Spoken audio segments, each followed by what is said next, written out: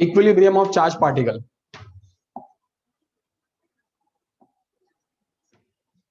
Heading says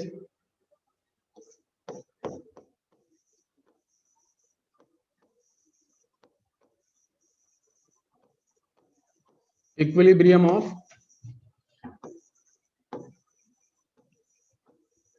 charge particle.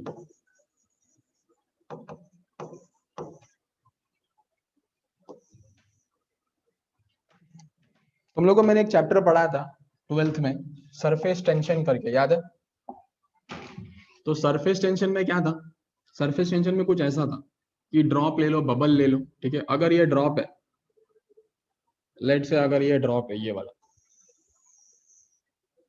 Okay, drop है, bubble है, अंदर जो भी प्रेशर होता है उसको हम लोग क्या बोलते हैं? Inside pressure. बाहर जो प्रेशर होता है उसको हम लोग क्या बोलते हैं? Outside pressure. Inside pressure, outside pressure अगर मैं कंपेयर करूंगा, बरोबर है, तो ये जो बबल होता है, इसका जो सरफेस होता है, हम लोग ने सरफेस टेंशन में मैकेनिकल प्रॉपर्टीज ऑफ फ्लूइड्स में पढ़ा था कि जो सरफेस होता है, ठीक है, वो क्या करेगा? ड्यू टू सरफेस टेंशन, कोई भी सरफेस अपना एरिया क्या करेगा? अपना एरिया क्या करेगा? छोटा करने को देखेगा। बलून होता है ना, बलून, बलून में से तुम जैसे हवा निकालोगे क्या होगा? बलून अपना एरिया छोटा करने को देखेगा। तो ये भी अपना एरिया छोटा करने को देखेगा। समझ में आ रहा है कि नहीं? ये अपना एरिया छोटा करने को देखेगा। अगर ये अपना एरिया छोटा करने को देखेगा, बरोबर है, तो फोर्स किधर लगेगा? अंदर की तरफ लगेगा। तो अंदर का प्रेशर ज्यादा होगा, बाहर का प्रेशर कम होगा, बरोबर है। तो अंदर का प्रेशर बाहर के प्रेशर से कितना ज्यादा होगा? तो हम लोग ने क्या बोला? हम लोग ने पूरा डेरिवेशन किया था और हम लोग ने बोला it is P I minus P O which is equal to 4t upon R करके। और ये आर क्या था? आर जो था वो रेडियस था। आर क्या था? वो रेडियस था, बरोबर है। और इसी को हम लोगों ने क्या बोला था? इसी को हम लोग ने बोला था एक्सेस प्रेशर।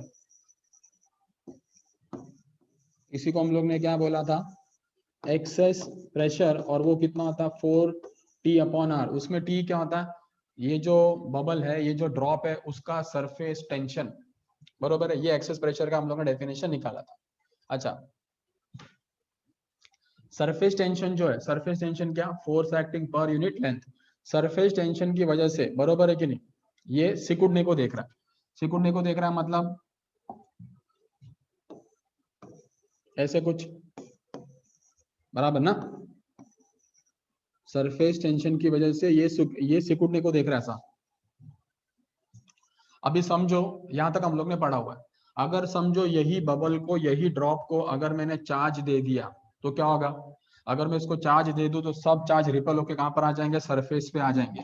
तो अगर सब के सब चार्ज रिपेल होके सरफेस पे आ जाएंगे तो ये कुछ ऐसा दिखेगा।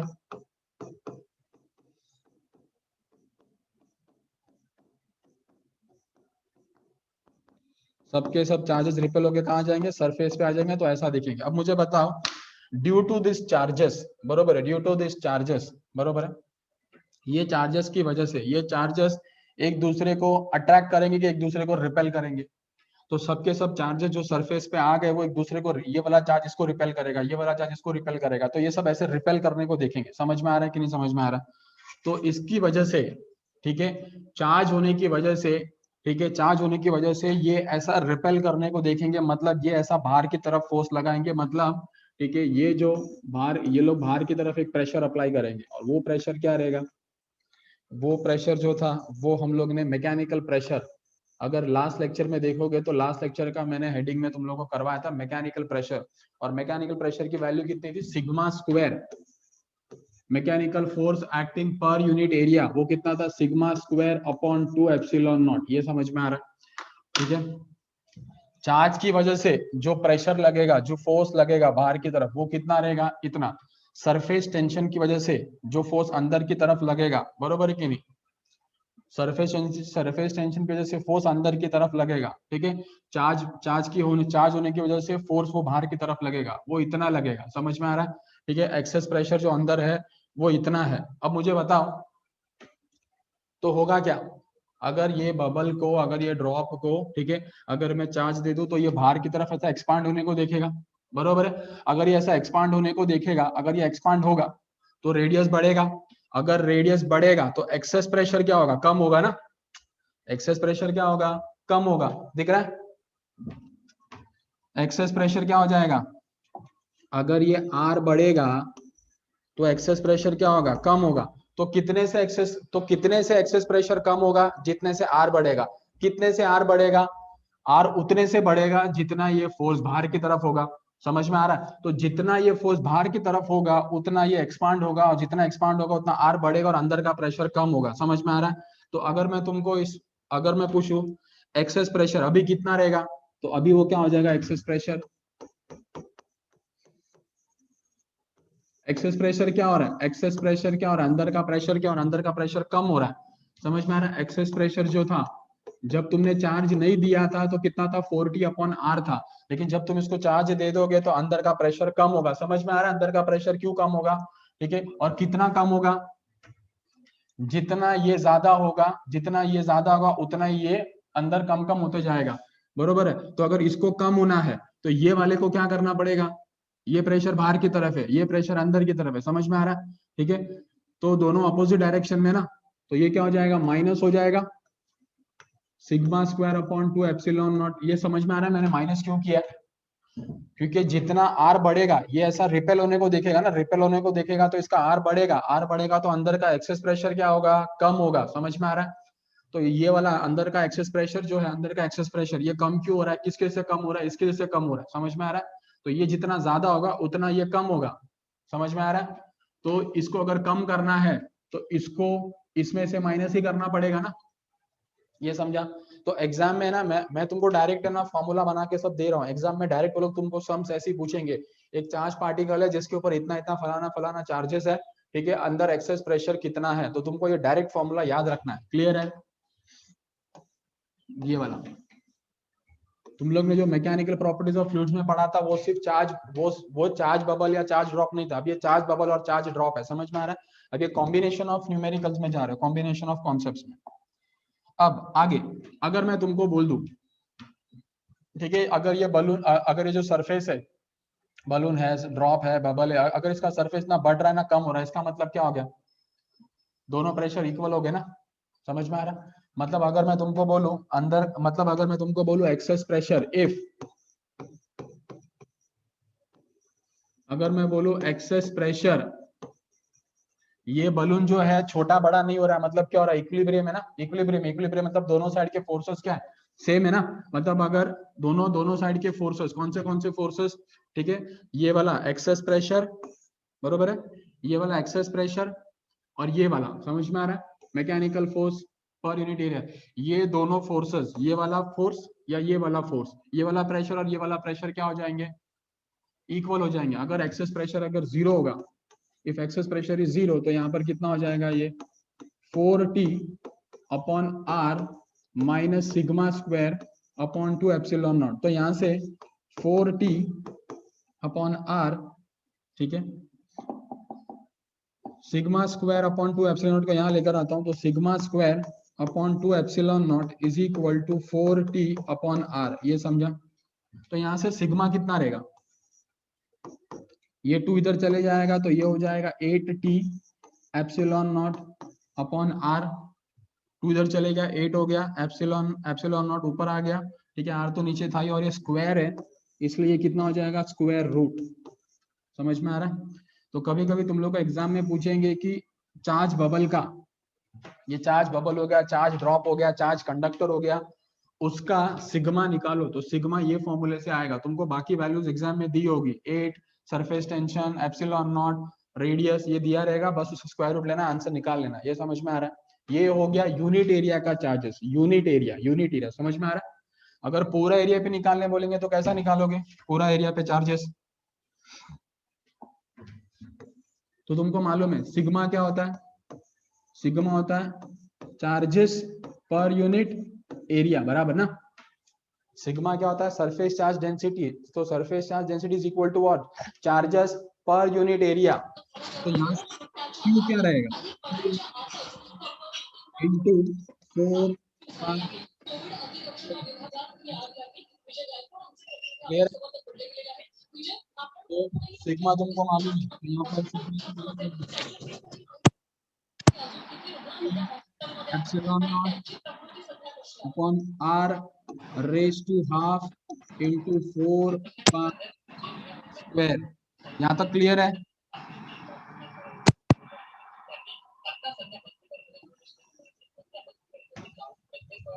सिग्मा यूनिट एरिया पे कितने चार्जेस है, टोटल चार्जेस कितने, ये समझ रहा है?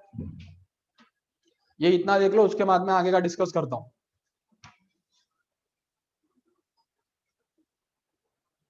ओके नाउ मैंने और एक फॉर्मूला दिया था कल तुमको, मैंने दो फॉर्मूलेज और दिए थे। Electric field intensity just outside any conductor, मैंने बोला था electric field intensity just outside कितना रहता है, और मैंने उसके नीचे और एक फॉर्मूला लिख के दिया था ड्यू टू इनफाइनाइट शीट करके।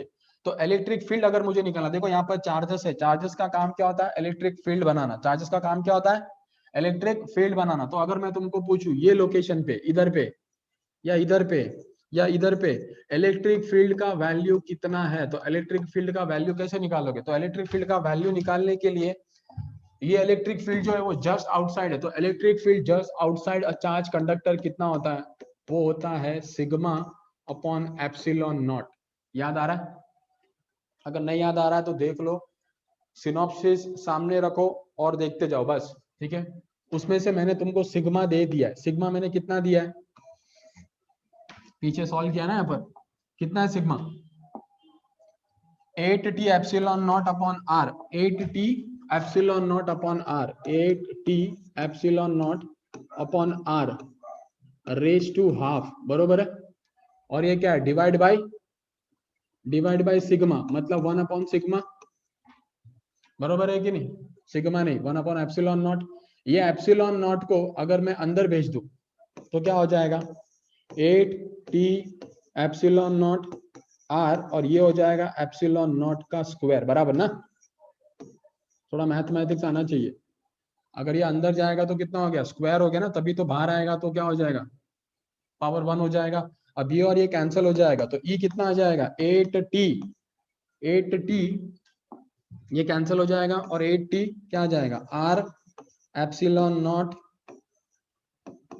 रेज टू हाफ, ये तुम्हारा ई का फॉर्मूला आ गया। इलेक्ट्रिक फील्ड इंटेंसिटी या electric field intensity just outside a charge bubble, charge sphere, charge conductor. Clear है?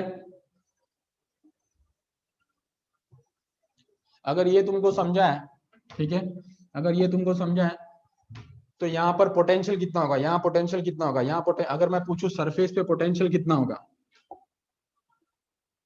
सरफेस पे अगर मैं पूछूं यहाँ पर पोटेंशियल कितना होगा, पोटेंशियल, ठीक है, सरफेस पे पोटेंशियल कितना होगा, तो इलेक्ट्रिक फील्ड ये एक फॉर्मूला हो गया। दूसरा फॉर्मूला इलेक्ट्रिक फील्ड का मैंने कल तुमको फॉर्मूला दिया था V/x या फिर dV/dx, बरोबर है। और ये केस में V है, ये केस में डिस्टेंस कितना है, R है ना। तुमको सेंटर से कितना डिस्टेंस पे चाहिए पोटेंशियल, R डिस्टेंस पे चाहिए, समझा। तो यहां से V कितना आएगा, V आ जाएगा E इंटू आर, ये समझा। जिसमें से तुम लोग ने E निकाल लिया, अगर E तुम यहाँ पर सब्स्टिट्यूट करोगे तो E कितना आ जाएगा, E आ जाएगा 8t upon R epsilon naught raise to half, ठीक है, इंटू आर। ये आर अंदर जाएगा तो कितना हो जाएगा, R square, R epsilon naught raise to half, ये आर इससे कैंसिल हो गया तो कितना आ गया, 8t R epsilon naught raise to half, और ये आ गया V। ये हो गया पोटेंशियल का फॉर्मूला। अगर तुमको क्वेश्चन में पूछा लोग ने potential of charge bubble, charge drop, ठीक है, चार्ज कंडक्टर, तो ये उसका पोटेंशियल का फॉर्मूला है।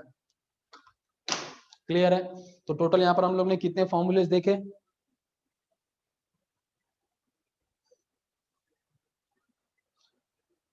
हम लोग ने यहाँ पर टोटल 4 फॉर्मूलेस देखे, ठीक है। सिग्मा कितना है, एक्सेस प्रेशर, एक्सेस प्रेशर अगर चार्ज नहीं रहेगा तो इतना, एक्सेस प्रेशर अगर चार्ज रहेगा तो इतना। सिग्मा यूनिट एरिया पे इतने चार्जेस है, टोटल एरिया पे कितने चार्जेस है, इतने चार्जेस है। Electric field intensity just outside कितना रहेगा, इतना, उसके वजह से पोटेंशियल कितना रहेगा, इतना रहेगा। फटाफट ये देख लो, उसके बाद आगे दूसरा टॉपिक डिस्कस करते।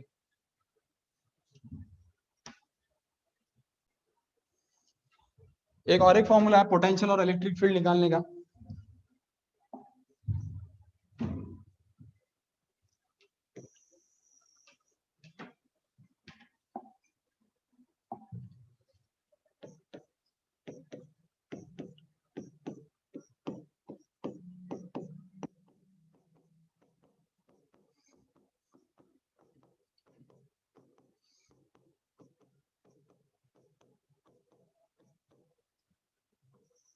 सेंटर, ये जो डिस्टेंस है आर है। अगर मैं तुमको पूछूं एक पॉइंट है कितना डिस्टेंस पे, छोटा आर डिस्टेंस पे, तो ये charge sphere, charge bubble, charge conductor, charge drop के जैसे ये पॉइंट पे इलेक्ट्रिक फील्ड कितना होगा, जस्ट आउटसाइड कितना होता है, तो अभी मैंने पीछे निकाल के दिया। अगर आर डिस्टेंस पे रहेगा तो इलेक्ट्रिक फील्ड कितना होगा, तो ये पूरा हम लोग ने डेरिवेशन किया हुआ है 1/4 पाई एप्सिलॉन नॉट। यहाँ पर टोटल चार्जेस कितने हैं, क्यू, तो क्यू अपॉन छोटा आर का स्क्वायर, बरोबर। और वोल्टेज कितना रहेगा 1/4 पाई एप्सिलॉन नॉट, एक आर को हटा दो तो कितना आ जाएगा, ये समझा। दूसरा, तुमको रिलेशन मालूम है, कौन सा रिलेशन, सिग्मा क्या होता है, Q upon 4 pi R square, बरोबर है। तो इधर दिख रहा है ये Q और ये 4 पाई, तो Q अपॉन 4 पाई यहाँ पर ये ऐसी रहेगा, ये कितना हो जाएगा सिग्मा इंटू आर स्क्वायर, ये समझा। तो इसकी जगह पे मैं क्या आ जाएगा Q अपॉन 4 पाई, इधर दिख रहा है, इधर पे भी Q अपॉन 4 पाई, इसकी जगह पे मैं क्या लिखूंगा सिग्मा इंटू आर स्क्वायर। तो ये फॉर्मूला चेंज होके क्या हो जाएगा sigma upon epsilon naught into R square upon R square, और ये क्या हो जाएगा sigma upon epsilon naught into R square upon R. Exam में अगर वो लोग ने सिग्मा के टर्म्स में दिया हुआ है डेटा तो सिग्मा वाला फॉर्मूला यूज करो, क्यू के टर्म्स में दिया हुआ है डेटा तो क्यू वाला फॉर्मूला यूज करो, ये समझा। ये हो गया, ये पॉइंट पी पे, समझ में आ रहा है, पॉइंट पी पे इलेक्ट्रिक फील्ड जो कि आर डिस्टेंस पे है, पोटेंशियल और इलेक्ट्रिक फील्ड कितना होगा उतना उतना होगा। अगर समझो यही पॉइंट पी अगर यहां पर आ जाए तो इसी के अंदर ठीक है, आर किसके बराबर हो गया, आर किसके बराबर हो गया, बड़े आर के बराबर हो गया। तो यही इसी के ऊपर इलेक्ट्रिक फील्ड कितना रहेगा 1/4 pi epsilon naught into Q upon बड़ा आर स्क्वायर। पोटेंशियल कितना रहेगा 1/4 pi epsilon not Q upon बड़ा आर, ये समझा।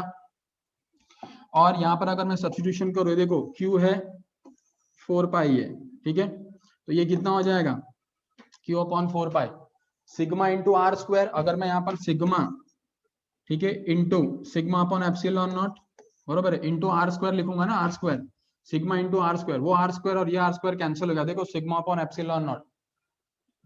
तो घूम फिर के वेरीफाई हो रहा है। मैंने तुमको देखो फॉर्मूला बना के दिया था, कौन सा फॉर्मूला कि अभी मैंने जस्ट पीछे लिख के दिया ना यहाँ पर कि electric field intensity just outside कितना होता है, देखो सिग्मा अपॉन एप्सिलॉन। तो उसको आगे सॉल्व करोगे तो यही तुमको मिलने वाला है। समझ में आ रहा है कि नहीं समझ में आ रहा है, ये क्लियर है, अंडरस्टूड। और यहाँ पर भी क्या हो जाएगा, अगर ये इसकी जगह पे रखोगे तो क्या आ जाएगा सिग्मा अपॉन एप्सिलॉन नॉट, बरोबर है, ऊपर आर स्क्वायर है और नीचे आर है, तो यहाँ पर क्या आ जाएगा सिग्मा आर आ जाएगा, ये क्लियर है। ये पॉइंट बाहर था, ये पॉइंट ऑन द सरफेस था। अगर पॉइंट अंदर हो जाएगा तो कितना होगा, तो इलेक्ट्रिक फील्ड कितना रहेगा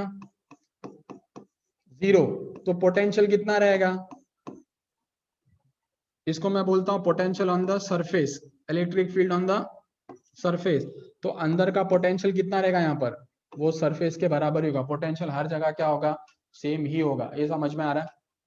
तो ये फॉर्मूले सब याद कर लो, ठीक है, ऑन द सरफेस, ठीक है, इनसाइड द सरफेस, और ये मैंने दोनों फॉर्मेट लिख के दे दिए तुमको। अभी एग्जाम में ना कभी कभी इसके ग्राफ भी पूछते, इलेक्ट्रिक फील्ड का और पोटेंशियल का। तो इलेक्ट्रिक फील्ड और पोटेंशियल का ग्राफ कैसे बनाओगे? तो इलेक्ट्रिक फील्ड का ग्राफ देखो, ये देखो ऐसे, इलेक्ट्रिक फील्ड का ग्राफ यहां बना रहा हूं और यहां पोटेंशियल का ग्राफ बना रहा हूं। आर पोटेंशियल, इलेक्ट्रिक फील्ड, ठीक है, यहाँ पर इलेक्ट्रिक फील्ड कितना 0, यहाँ पर पोटेंशियल कितना 0। अच्छा, सेंटर से अंदर की बाहर की तरफ आओगे, सेंटर से लेके सरफेस की तरफ आओगे, यहाँ पर आर कितना है, छोटा आर यहाँ पर कितना है, 0 है। जैसे जैसे आओगे तो आर बढ़ते जाएगा और सरफेस पे छोटा आर किसके बराबर हो जाएगा, बड़े आर के बराबर हो जाएगा।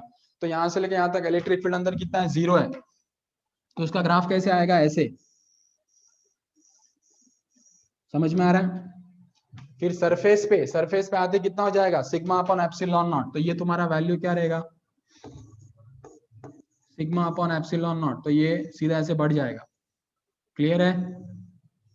ये समझ में आ रहा है? और बाद में जैसा जैसा दूर दूर जाते जाओगे, तो देखो ये देखो 1:2 का रेशियो है, तो क्या हो जाएगा, ये कम कम होते जाएगा ऐसे। ये समझा? ग्राफ समझ में आ रहा है कैसे प्लॉट हो रहा है? पोटेंशियल का देखो, तो अंदर पोटेंशियल क्या है, अंदर पोटेंशियल 0 नहीं है, कुछ तो है। यहाँ पर सरफेस तक हर जगह पोटेंशियल क्या है, सेम ही है। और वो कितना है, ये देखो, समझ में आ रहा है,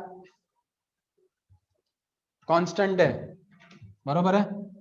तो ये देखो ऐसे,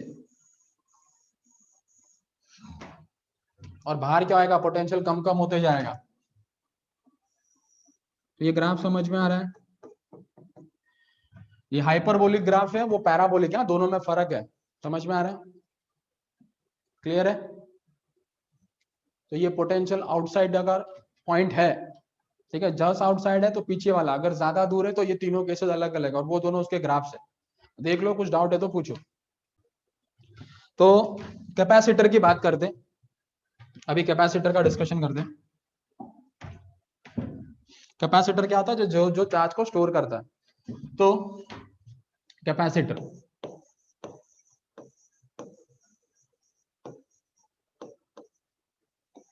कैपेसिटर में कैपेसिटर के अंदर कितना चार्ज स्टोर हो सकता है, उसको हम लोग क्या बोलते हैं, उतना उसका कैपेसिटी है, जिसका नोटेशन क्या होता है, सी। चार्जेस कितने स्टोर होते हैं, उसका नोटेशन क्या है, बड़ा क्यू। ठीक है, और जहां पर चार्जेस है वहां पर कुछ पोटेंशियल डिफरेंस भी होता है, पोटेंशियल भी होता है। तो पोटेंशियल कितना है, वी करके। तो कैपेसिटर को जो गवर्निंग फॉर्मूला है, जो उसको गवर्न करता है, वो कौन सा फॉर्मूला है, गवर्निंग फॉर्मूला कौन सा है, C is equal to what, Q by V। C क्या है, capacity of the capacitor. Q क्या है, total number of charges stored in the capacitor. V is the potential. ये क्लियर है? अगर मैं कैपेसिटर अगर मैं स्पीयर के फॉर्म में अगर मैं लूं, ठीक है, स्पीयर के फॉर्म में,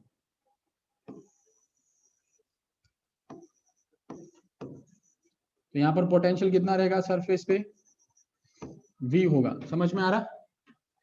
और पोटेंशियल कितना होता,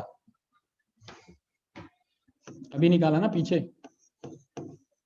1/4πε0 Q अपॉन बड़ा R, बरोबर है, अभी पीछे निकाला जस्ट। तो यहां पर अगर मैं सब्स्टिट्यूशन करता हूं इसके अंदर, तो क्या हो जाएगा इसके अंदर changes, C is equal to Q upon 1/4πε0 Q upon R। ये Q से कैंसिल हो जाएगा, ये पूरा टर्म ऊपर आ जाएगा, तो कितना हो जाएगा, C is equal to 4πε0 into R। ये पूरा टर्म का वैल्यू कितना है, 1/4πε0 का वैल्यू कितना है, 9 इंटू 10⁹ इंटू R। ये पूरा टर्म क्या है, कांस्टेंट है, ये पूरा टर्म क्या है, कांस्टेंट है। तो मैं यहां से क्या बोल सकता हूं कि C is directly proportional to R।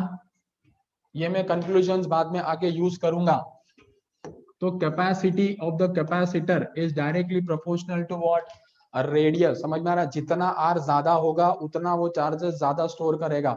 तो नेचर में किसका आर सबसे ज्यादा है स्फेरिकल शेप में? तो अर्थ का। तो अर्थ का कैपेसिटी क्या है चार्ज का स्टोर करने का? सबसे ज्यादा है। तो अगर मैं अर्थ का पूछूंगा, अर्थ का, तो वो कितना रहेगा? 1/9 इंटू 10⁻⁹ इंटू, अगर अर्थ का वैल्यू डालोगे 6.4 इंटू 10⁶, समझ में आ रहा है? तो यहां पर क्या हो जाएगा? ये आएगा तुमको वैल्यू 711 माइक्रोफैरेड 10⁻⁻⁶। तो कभी कभार तो लोग अर्थ का अगर कैपेसिटी पूछेंगे, what is the capacity of the capacity, है ना, of the earth to store charges, तो ये तुमको वैल्यूज याद रखनी है।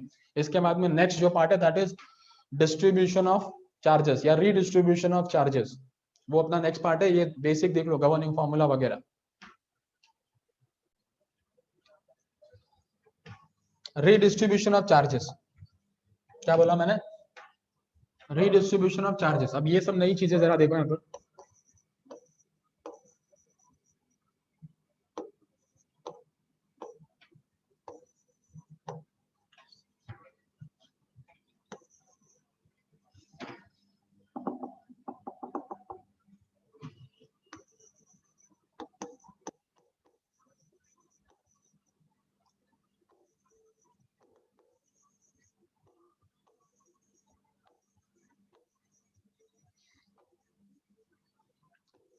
Redistribution of charges.